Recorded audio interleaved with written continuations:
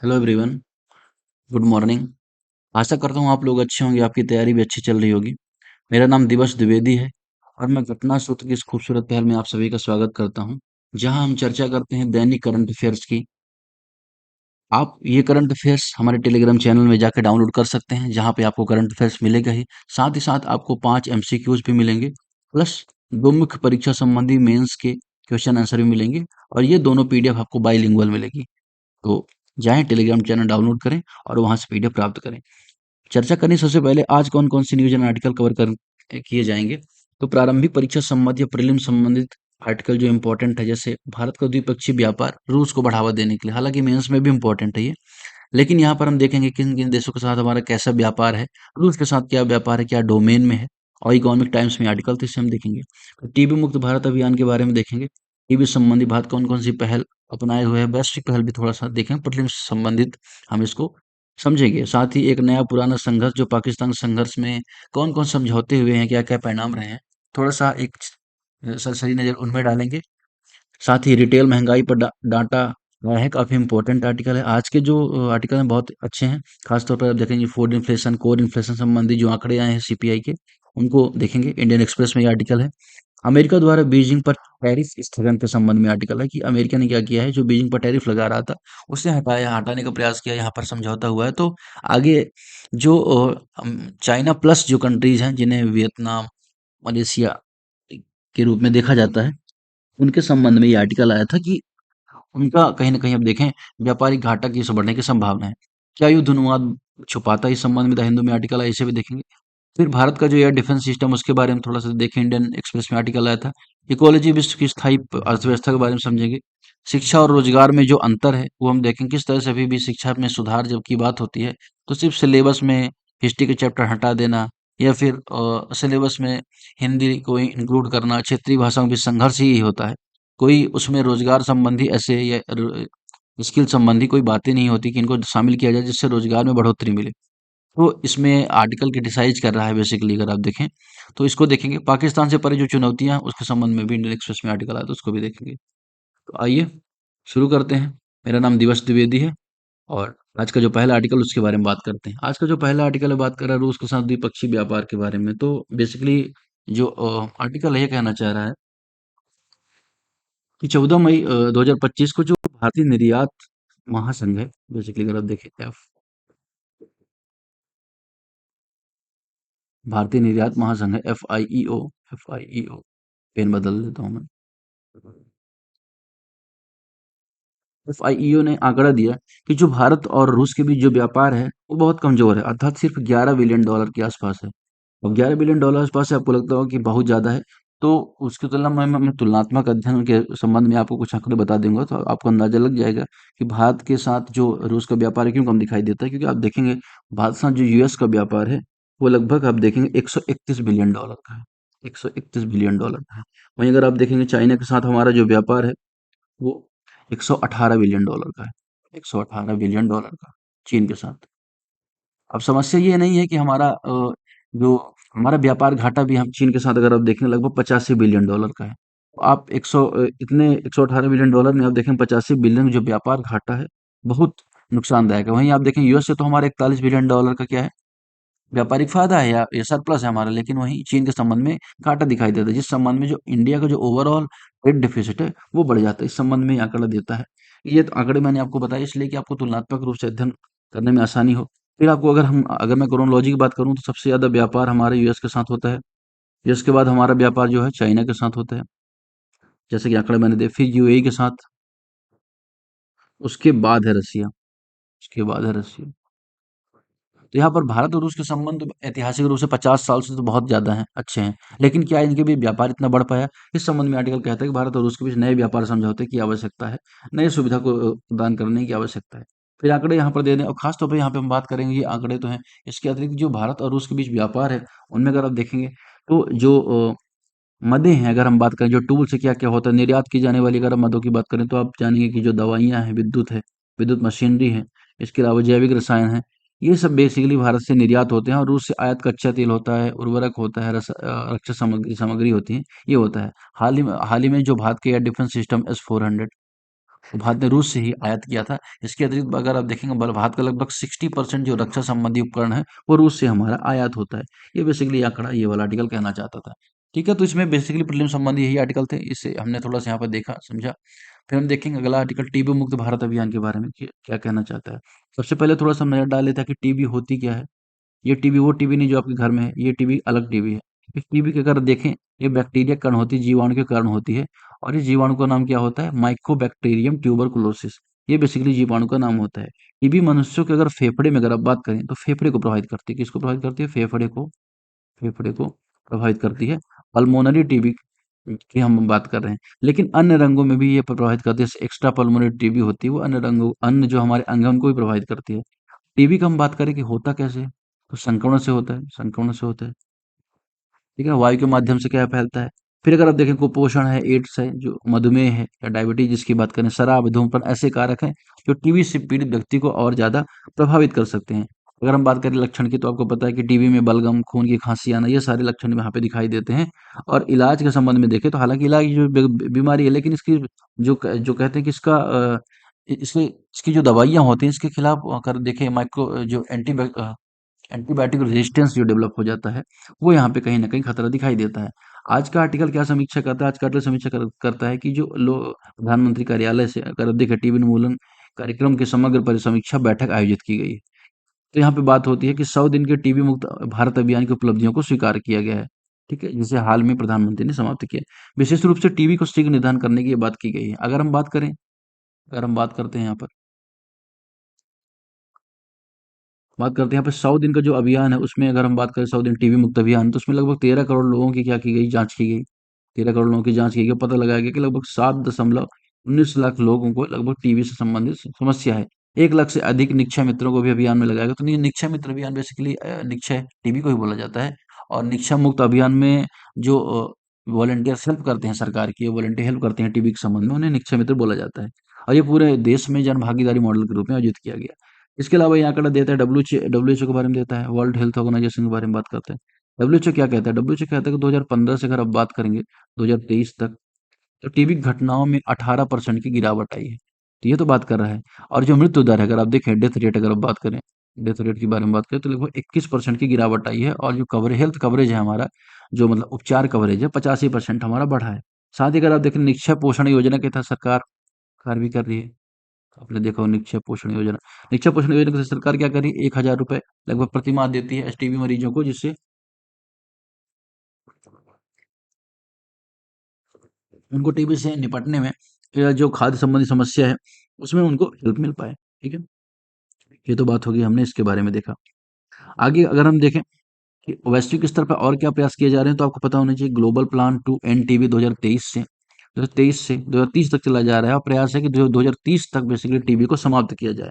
फिर start TB partnership भी आयोजित की जा रही है, जो ग्लोबल जो ड्रग फैसिलिटी है टीबी रिसर्च के द्वारा। फिर find it all end TB hashtag पहल भी चलाई जा रही है। साथ ही साथ भारत में अगर देखें तो प्रधानमंत्री ये मैं ऐसे कहा,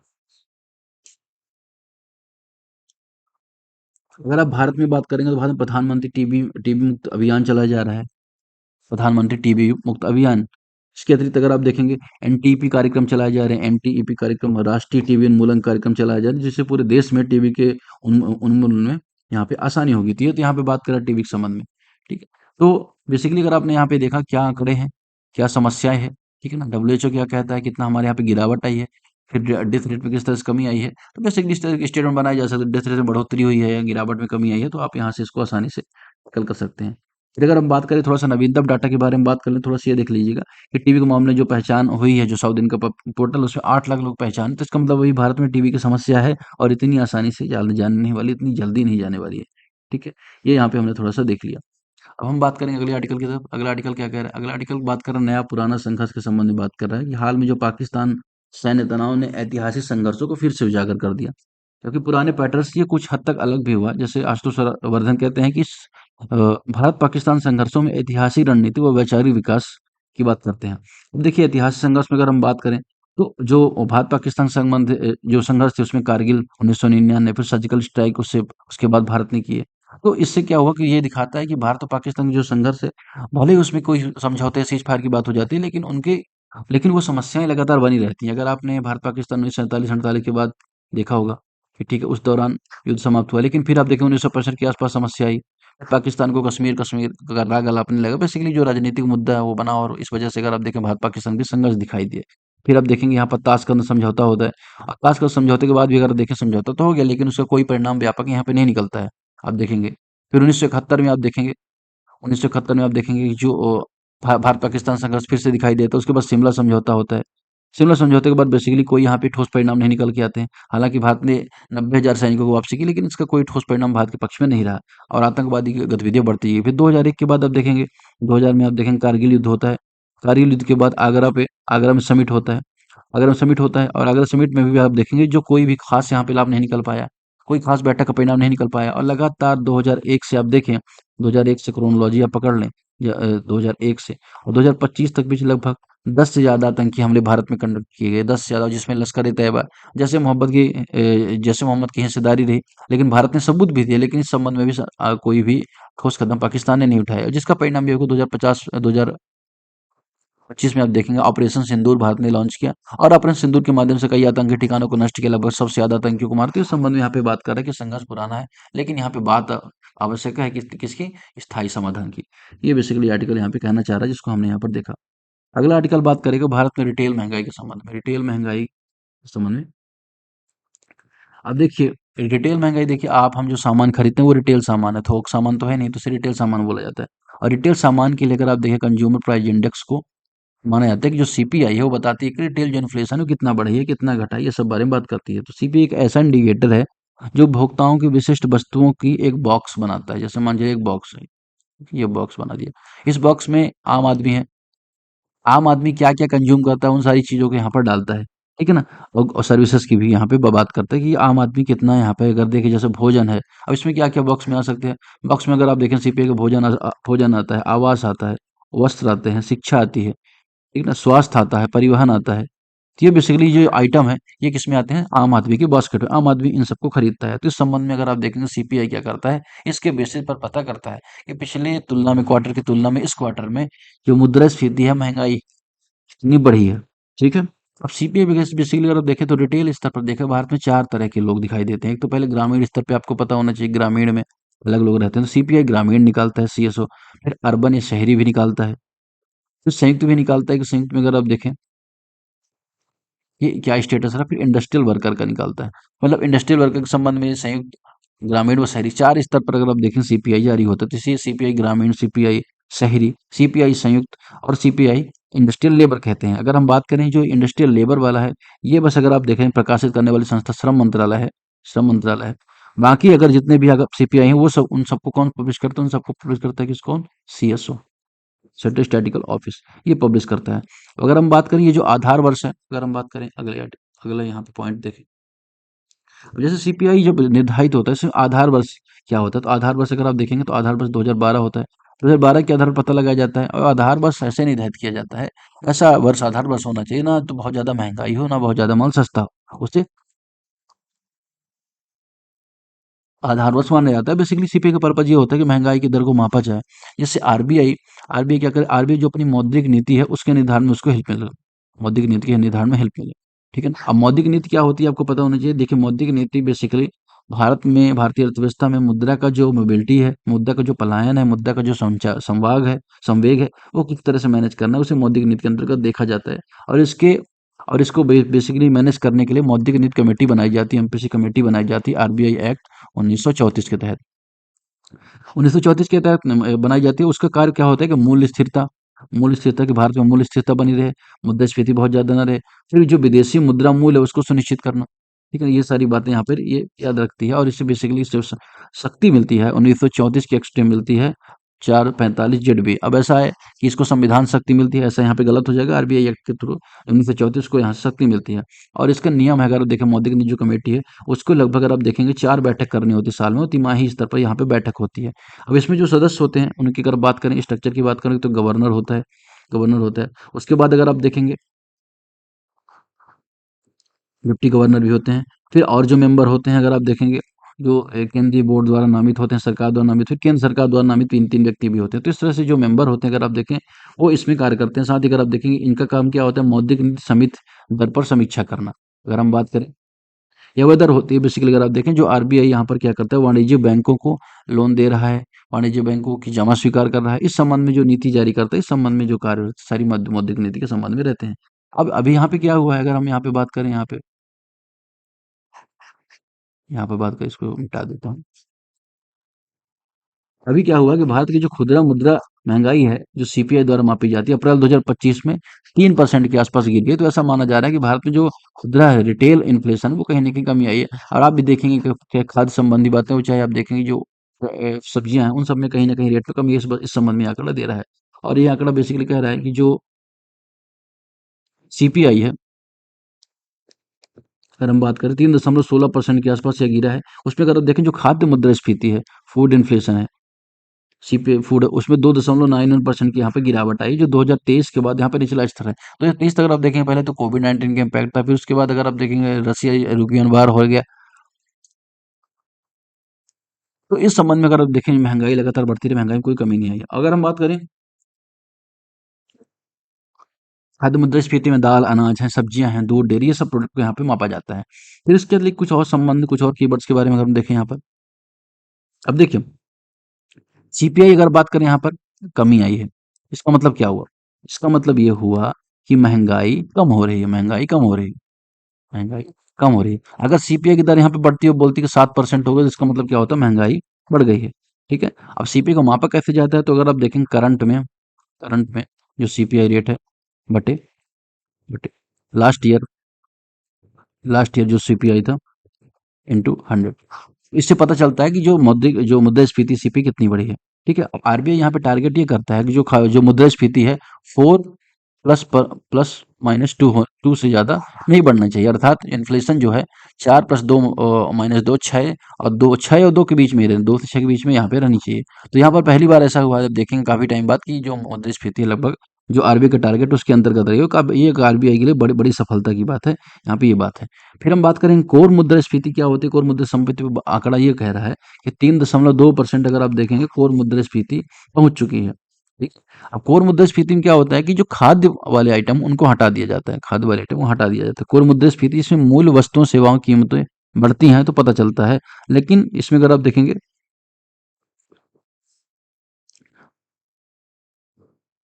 हाँ, तो यहाँ पर हमने बात की। अब भारतीय जो कोर मुद्रास्फीति है, सीपीआई से खाद्य ईंधन को घटा दिया जाता है, क्योंकि देखिए खाद्य का जो पदार्थ होते हैं और ईंधन होते हैं, इनका प्राइस लगातार बढ़ता रहता है, बढ़ता घटता रहता है, इसलिए इनको यहाँ पे इंक्लूड नहीं किया जाता कोर मुद्रास्फीति में। ये यहाँ पे बात कर रहा है। तो बेसिकली अगर हमने देखा कि सीपीआई 3.16% है, खाद्य मुद्रास्फीति 2.91% है। ईंधन में भी अगर आप देखें ना, 10वीं बार लगातार जो प्राइस है इसका कम रहा है। हालांकि रिटेल प्राइस यहाँ पे लोगों को यहाँ बहुत कम नहीं मिल पा रहा है, लेकिन फिर भी अगर तुलनात्मक रूप से देखें, तो पहले की तुलना में जो रिटेल प्राइस है, उसको कहीं न कहीं भारत को सस्ते दाम में मिल रहा है। फिर हम अगले आर्टिकल की तरफ बात करेंगे अमेरिका द्वारा बीजिंग पर टैरिफ स्थगन के संबंध में, चाइना चाइना प्लस वन नीति। अब देखिए चाइना प्लस वन का क्या मतलब है? चाइना प्लस वन का मतलब है कि हर एक देश जो व्यापारिक रूप से चाइना के ऊपर निर्भर है, उसको एक और देश के साथ बेहतर व्यापारिक संबंध बना के रखने चाहिए। जैसे अगर आप देखें ताइवान के बारे में, आप देखें तो जो भी सामान हम लोग भारत से मंगवाते हैं ना, चाइना से, वही सब सेम प्रोडक्ट चाइना की है, बहुत सारी कंपनी हालांकि ताइवान में है, लेकिन ताइवान वही से प्रोडक्ट देता है। तो भारत लेके चलता है ऐसा मामला कि अगर चीन के साथ संबंध हमारे खराब होते हैं, तो ताइवान के थ्रू हम क्या कर सकते हैं, जो भारत के आयात संबंधी निर्भरता है, उसको यहाँ से मंगवा सकते हैं। ये बात हो गई। वियतनाम के बारे में आप जानते होंगे, वियतनाम है कि मैक्सिको को भी यहाँ पे डेवलप हो रहा है। तो इस तरह से बहुत सारी कंट्रीज हैं जो चाइना प्लस वन के अंतर्गत आती हैं। भारत भी अगर देखे हुआ जो पश्चिमी देशों के संबंध में चाइना प्लस वन के संबंध में आता है।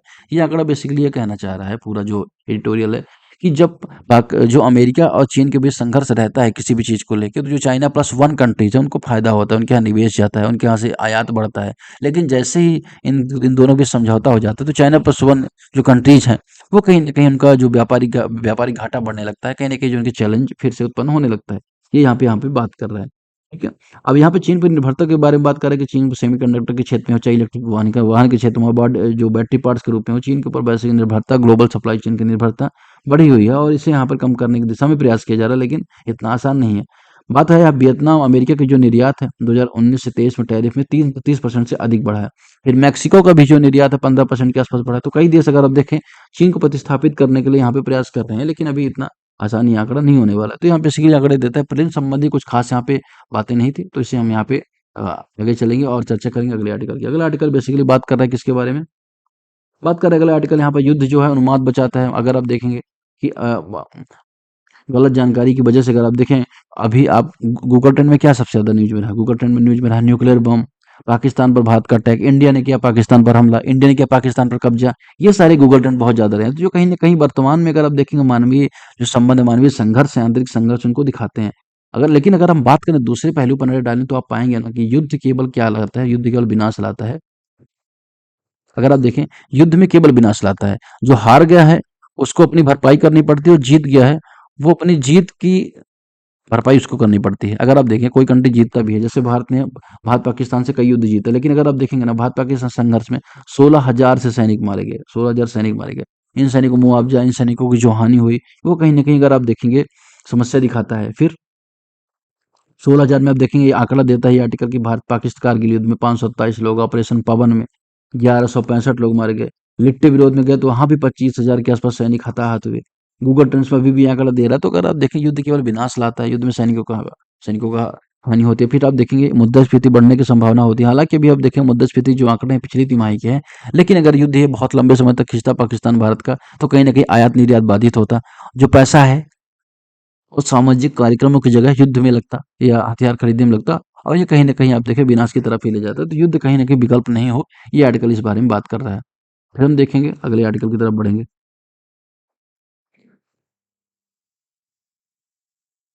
अगला आर्टिकल की तरफ बढ़ेंगे। अगला आर्टिकल बात करें भारत की हवाई रक्षा ढाल के बारे में। बेसिकली अगर आप देखें भारत के एयर डिफेंस सिस्टम के बारे में बात करें, देखिए क्या है कि जो वायु रक्षा प्रणाली है एक ऐसी तकनीकी होती है जिसका उपयोग अगर आप देखेंगे देश की सीमा सुरक्षा के संबंध में किया जाता है। अगर आप बात करें अगर आप बात करें वर्तमान में क्या होता है, जो जो पहले की युद्ध पद्धतियां आती थी उसमें क्या होता था कि सेना सीधे आमने सामने लड़ती थी। लेकिन अगर आप देखेंगे 20वीं सदी के जो युद्ध हुए हैं, चाहे विश्व युद्ध की नजर डालें चाहे किसी पर डालें, तो हवाई हमलों की संख्या यहाँ पे बढ़ गई है।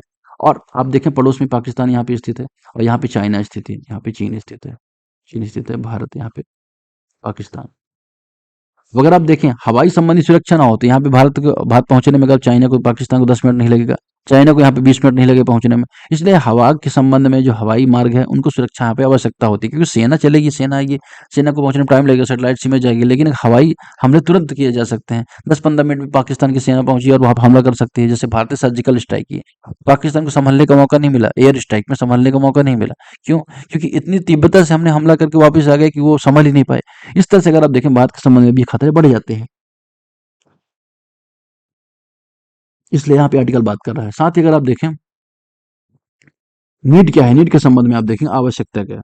आवश्यकता देखेंगे जो भारत आवश्यकता अगर आप देखें युद्ध का खतरा आप देखें तीनों मार्ग से है। अगर आप देखें चीन की सीमा से खतरे की संभावना दिखाई दे, पाकिस्तान सम्मा दिखाई देती है, बांग्लादेश से अगर आप देखेंगे जो आतंकी हमले हैं उनकी संभावना दिखाई देती है। फिर इसके अलावा अगर आप देखें सबसे बड़ी समस्या ये है कि ड्रोन और मिसाइलों की संख्या लगातार बढ़ गई है।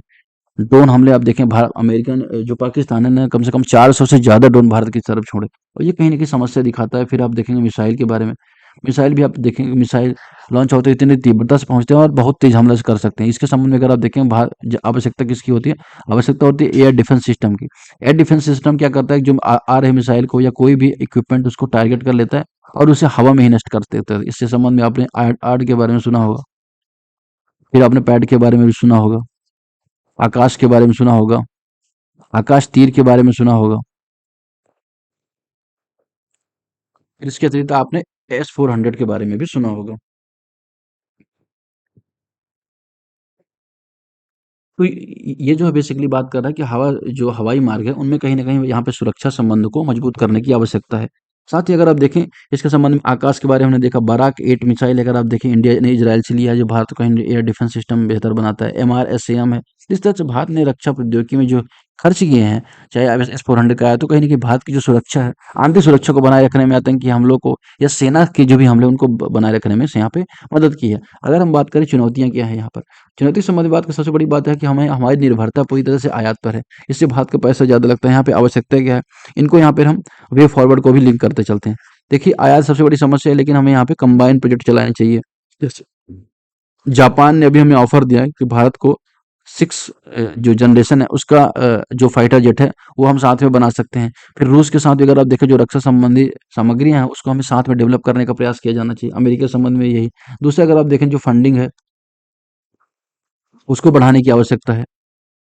साथ ही अगर आप देखें हालांकि चैलेंज भी इससे निकल के आता है कि अन्य क्षेत्रों में फंडिंग कम होती है लेकिन यहाँ पर इसकी आवश्यकता है, नीड ऑफ ए आर है। समन्वय को बेहतर बनाने की आवश्यकता है। आप देखिए पिछली बार क्या हुआ था, जब जो एयर स्ट्राइक हुआ था उसी दौरान एक घटना हुई थी कि जो भारत का हेलीकॉप्टर था तो भारतीय सेना ने उसे मार गिराया था। तो इसमें क्या देखने को मिला कि जो सेनाएं हैं उसमें समन्वय की आवश्यकता, समन्वय की कमी दिखाई देती है। इसीलिए अगर आप देखें जो सीडीएस का पद है जो कारगिल रिव्यू कमेटी ने रिकमेंड किया था 1999 के बाद कि सीडीएस का पद ऐसा पद होना चाहिए तीनों सेनाओं के बीच कमांड हो, तीनों सेनाओं के बीच समन्वय को बेहतर करता हो और तीनों सेना एक दूसरे का मदद ले सके। जैसे ये अगर आप देखें भारतीय एयरफोर्स के पास विमान बहुत सारे हैं, हेलीकॉप्टर बहुत सारे हैं, लेकिन हो सकता है थल सेना के पास ना हो तो उनका इस्तेमाल थल सेना कर सकती है। तो इस तरह से अगर आप देखेंगे कि जो एक दूसरे के इक्विपमेंट एक दूसरे का सामान यहाँ पे आवश्यक हो तो उसे इस्तेमाल कर सकते हैं। साथ ही स्वदेशीकरण को यहाँ पे बढ़ावा देने की जरूरत है। स्वदेशी इंडिजिनस हाल के जो प्रोजेक्ट है हिंदुस्तान एयरोनॉटिक लिमिटेड उनको बढ़ावा देने की आवश्यकता है।